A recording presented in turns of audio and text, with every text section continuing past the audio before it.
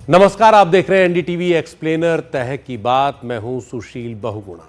इतिहास से सबक लेना चाहिए, सीखना चाहिए, तटस्थ रहकर उसे जानने की कोशिश करनी चाहिए, उसे लेकर लड़ना नहीं चाहिए। लेकिन इतिहास से सीखने के बजाय उस पर लड़ा ज्यादा जा रहा है।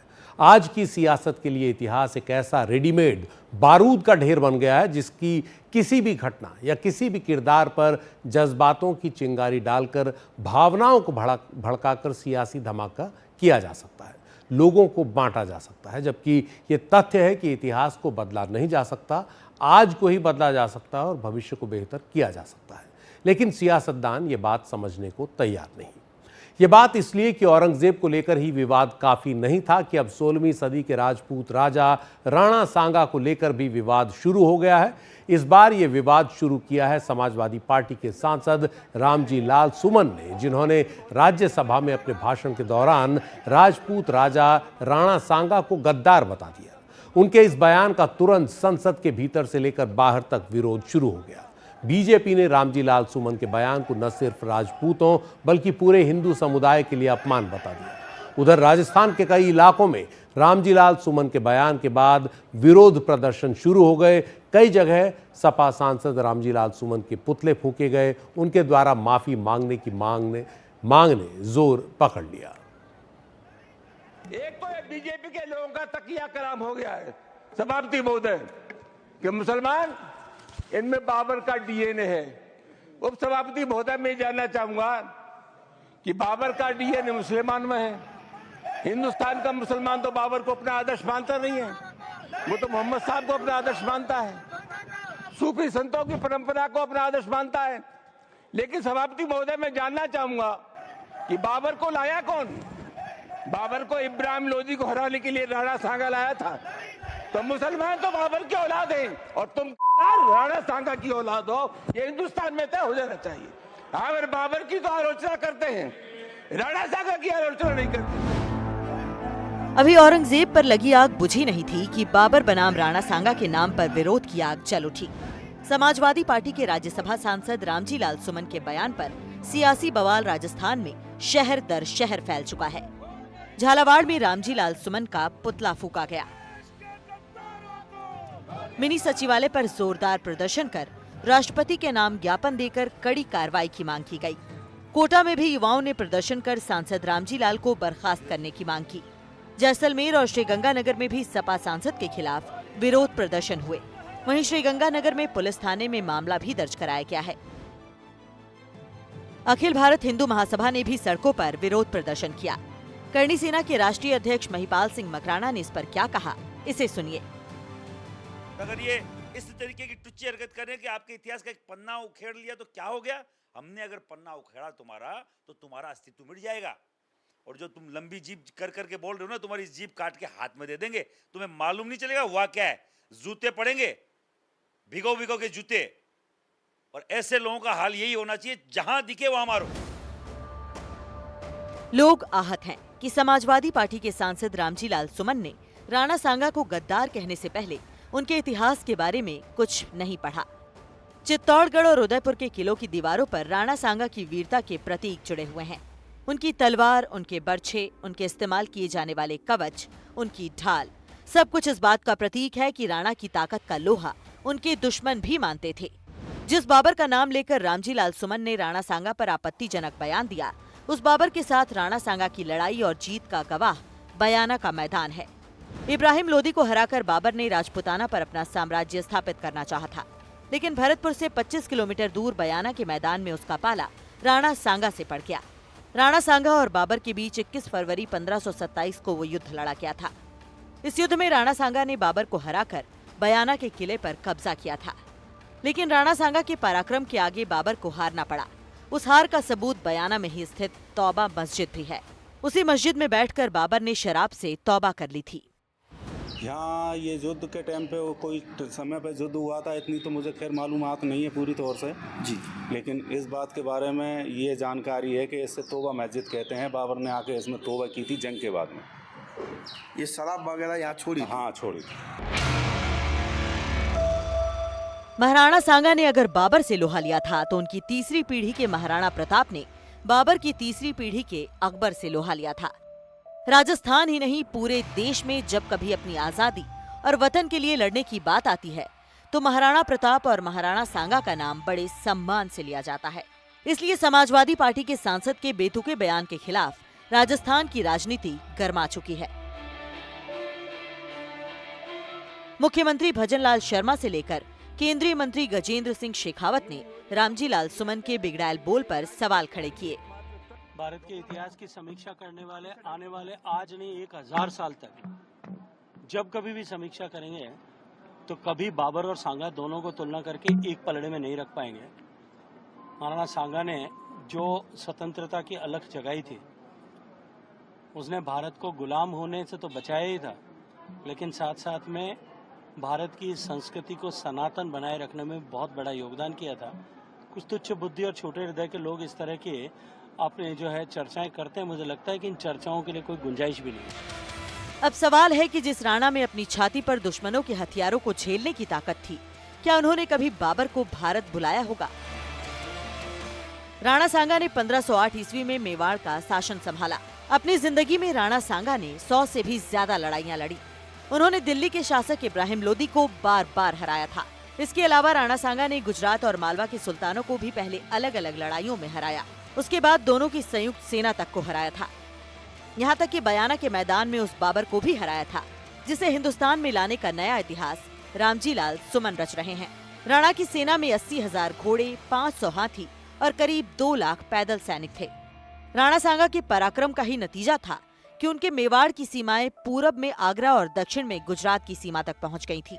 इतिहासकार कर्नल जेम्स टॉड के मुताबिक ग्वालियर, अजमेर, सीकरी, रायसेन, कालपी, चंदेरी, बूंदी, गागरौन, रामपुरा और आबू के राजा उन्हें अपना अधिपति मानते थे। लेकिन इतने सारे युद्ध की कीमत उन्होंने अपने बदन पर तीर, तलवार और बर्छियां झेल कर चुकाई थी। इन लड़ाइयों के कारण उनके शरीर पर 80 से ज्यादा गंभीर घावों के निशान थे। इतना ही नहीं, लड़ाइयों के कारण उनकी एक आंख नहीं थी, एक हाथ नहीं था और एक पैर भी ठीक से काम नहीं करता था। अपने जीवन में राणा सांगा ने खानवा के अलावा कोई भी युद्ध हारा नहीं था। इसलिए इतिहासकार मानते हैं कि राणा सांगा को बाबर को बुलाने की कोई जरूरत कभी पड़ी ही नहीं थी। जिस इब्राहिम लोदी को हराने के लिए बात बाबर लिख रहा है, उस पर आक्रमण करने की बात लिख रहा है, उस इब्राहिम लोदी को राणा सांगा पहले ही युद्ध में परास्त कर चुके हैं। आप देखें कि उत्तर भारत की जो स्थिति है उसमें पूर्व में इब्राहिम लोदी और पश्चिम में और दक्षिण में दोनों मुस्लिम शासक। उत्तर भारत जो था वो सारा गिरा हुआ था मुस्लिमों से, और बारी बारी से राणा सांगा ऐसे योद्धा थे जिन्होंने तीनों मुस्लिम शासकों को बारी बारी से पराजित किया था। राणा के किलों की बुनियाद हो या गुंबद, राजस्थान की सड़कें हो या विधानसभा, हर जगह समाजवादी पार्टी सांसद रामजी लाल सुमन के बयान पर हुंकारी प्रतिक्रियाएं गूंजती रही और मांग ये होती रही कि सुमन को अपने भारत विरोधी बयान के लिए माफी मांगनी चाहिए। राणा सांगा जैसे वीर योद्धा के विषय में स्तरहीन शब्दों का प्रयोग उनकी कुत्सित मानसिकता को प्रदर्शित करता है। उनके मूल में है वो लोग सनातन विरोधी हैं, वो लोग भारत विरोधी हैं, वो संस्कृति विरोधी हैं और उनकी जो भाव हैं वो सदन में भी निकल करके आ गए। महाराणा सांगा के जो स्टेटमेंट है वो सदन में कहा गया है और सदन के अंदर उन्होंने गलत तथ्य रखे हैं और सदन में कह के हम सब नागरिकों को भी मिसलीड कर रहे हैं और सदन को भी मिसलीड कर रहे हैं और सदन की गरिमा रखने सब सदस्यों की जिम्मेदारी है और आई थिंक जो दूसरे सदस्य हैं उनको भी इसको गंभीरता से लेनी चाहिए। साफ है कि राणा सांगा की विरासत पर छिड़ी ये जंग आगे और भी कई रंग दिखा सकती है। जयपुर से हर्षा कुमारी सिंह के साथ एनडीटीवी इंडिया की रिपोर्ट।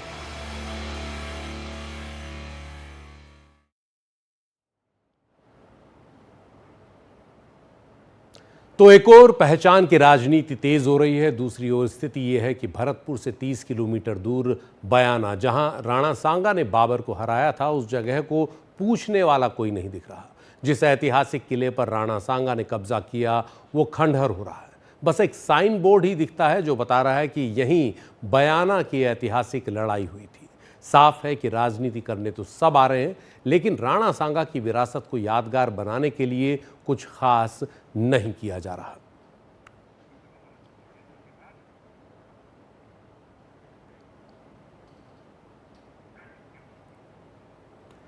तो ये सवाल राजनीति का है, विरासत का नहीं। विरासत की फिक्र किसी को नहीं लगती। उधर इतिहास को लेकर झगड़ा जारी है, लेकिन इतिहास की महीन बुनावट में कौन सी चीजें शामिल रहती हैं ये पता नहीं चलता।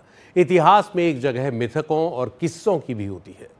जैसे एक किस्सा है जो इन दिनों सियासत में छाए एक और मुगल बादशाह औरंगजेब से जुड़ा है। कहते हैं शाहजहां को कैद करने के बाद औरंगजेब ने उससे कहा कि एक कपड़ा, एक अनाज और एक काम मांगो। शाहजहां ने मलमल का कपड़ा मांगा, अनाज में चना मांगा और बच्चों को पढ़ाने का काम मांगा। औरंगजेब ने बाकी दो मांगे मान ली, तीसरी पर कहा, हमारी हुकूमत में बगावत पैदा करना चाहते हो। यानी औरंगजेब और कुछ भी हो, शिक्षा का महत्व जानता था। उसे पता था कि इतिहास की पढ़ाई भविष्य को बना सकती है, बदल सकती है। हमारे यहाँ जो इतिहास की पढ़ाई हुई है उसकी कई विडंबनाएं हैं।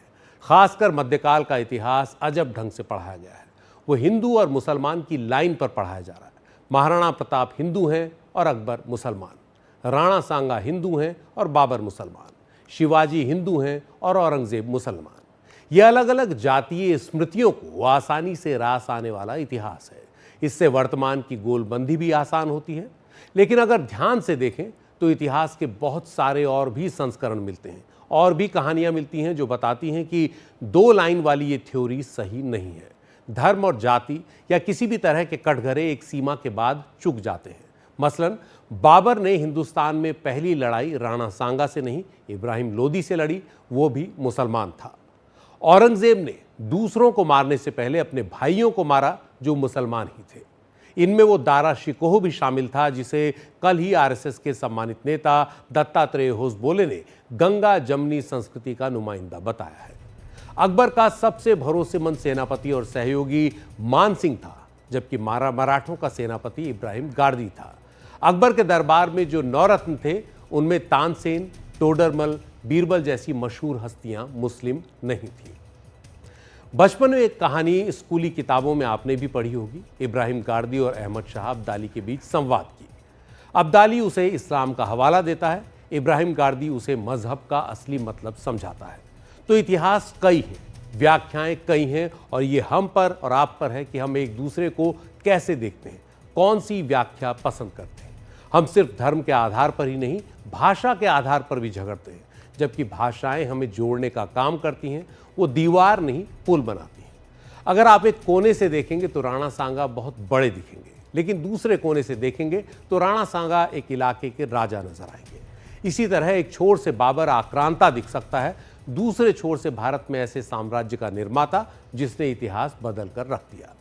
दरअसल ये राजपूती और मुगलई मिजाज का साझा खेल है जिसने मध्यकाल को गढ़ा है। इस मध्यकाल की शुरुआत राणा सांगा और बाबर से काफी पहले से होती है।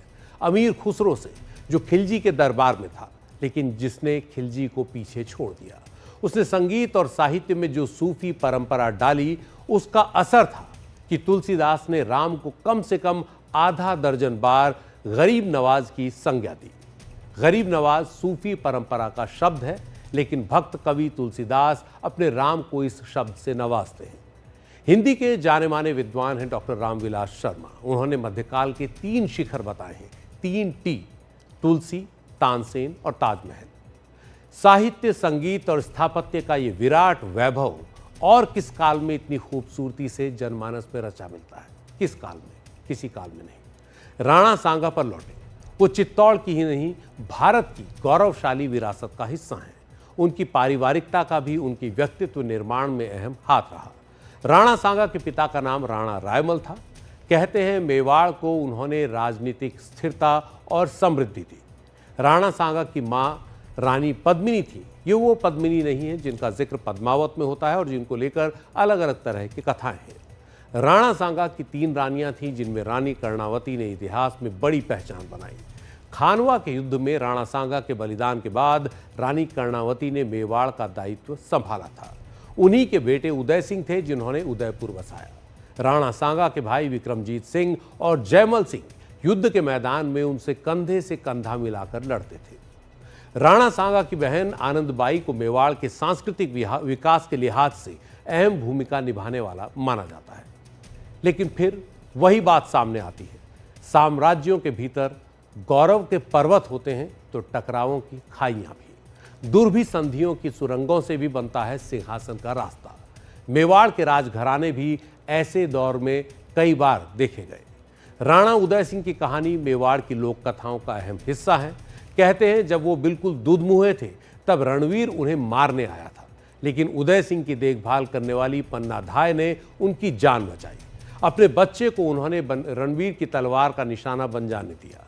आप चित्तौड़गढ़ जाएं तो वहां पन्ना धाय की भी समाधि मिलेगी। मेवाड़ त्याग की इस मूर्ति का एहसान भूला नहीं है। लेकिन यह कहानी दरअसल बताती है कि मामला हिंदू मुसलमान से ज्यादा सत्ता और सिंहासन का होता है। औरंगजेब भी अपने भाइयों को मारता है, बाबर बाहर से आता है, धीरे धीरे यहां का होता चलता है। हुमायूं को शेर शाह एक बार भारत से खदेड़ देता है। फिर याद कर सकते हैं कि शेर शाह ने मुगलिया शासन को कुछ दिन के लिए लगभग समाप्त कर दिया था। बेशक हुमायूं लौटा और उसके साथ एक साम्राज्य लौटा है जिसने हिंदुस्तान की साझा तहजीब में काफी कुछ जोड़ा। तो मामला हिंदू मुसलमान का नहीं है, बाबर और राणा सांगा का नहीं है, हमारे आपके भीतर बन रही उन दरारों का है जो हर किसी की एक ही पहचान खोज रही है और उसके आधार पर उसकी देशभक्ति या उसकी गद्दारी तय कर रही है। लेकिन इस खेल में सबसे ज्यादा जख्मी वो इतिहास हो रहा है जिससे काफी कुछ सीखने की जरूरत है। इस इतिहास में मेलजोल की मिसालें भी हैं और टकराव के उदाहरण भी। ये हम और आप पर है कि हम क्या चुनते हैं और क्यों चुनते हैं। राणा सांगा निस्संदेह एक वीर राजा थे, लेकिन उनका सम्मान उनकी वास्तविक जगह को पहचानने में है। उनको ऐसी तलवार की तरह इस्तेमाल करने में नहीं जिसका मकसद दूसरों को काटना हो। एनडीटीवी एक्सप्लेनर में आज इतना ही। नमस्कार।